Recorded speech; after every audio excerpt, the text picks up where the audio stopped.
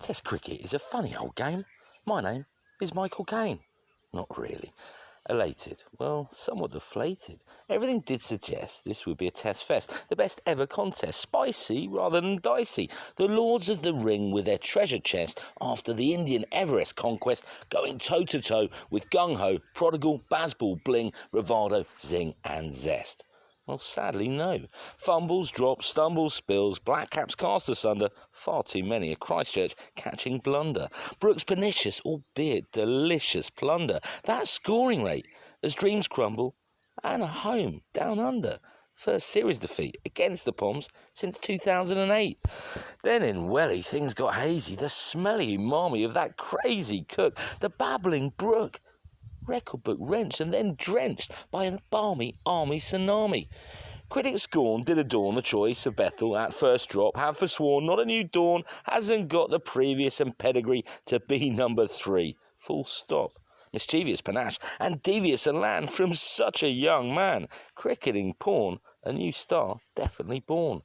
Gus, a route master bus. That strength, nagging, line and length, scalps bagging. With conductor cars, bragging, blagging and snagging. Getting a VIP pass, oozing class. Hustle and bustle, up for the tussle. With Saffron, Jaffa muscle. King Caine, heavenly humility. An angelic ability, no pretense prophetic. Again on a higher plane, that defence poetic. Halting a runaway train immensely balletic. While others dark can restrain, the art of refrain. Yet his champagne campaign in vain. As sweet as sugarcane, as stoic and heroic as Aslan's mane. Cries of wine disdain as others senselessly slain. Well, there is only one Caine.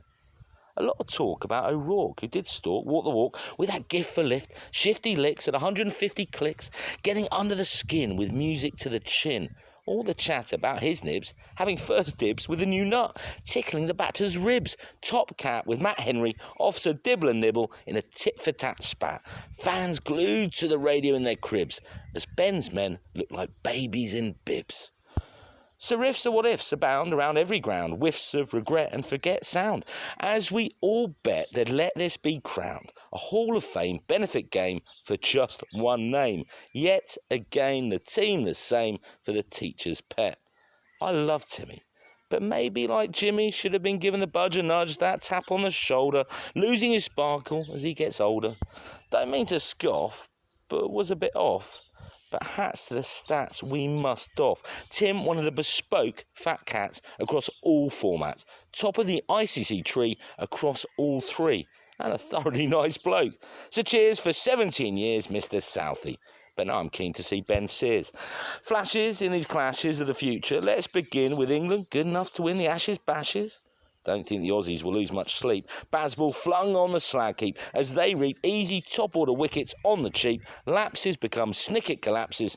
Oh, and they still need to pick a real deal quick. While for the Black Caps, such a come-down. Humdrum doldrums just weren't up for the scraps.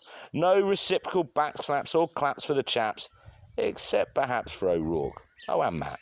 The shining new consolation of fast bowler fascination, reckon a stellar speedster career does beckon. He really is all that, and still does kind of remind me of the Aussie ripper skipper, Postman Pat. Oh, and the other, of course, Caine. Let's hope Southee did just jest when he did suggest this could be Caine's last ever test.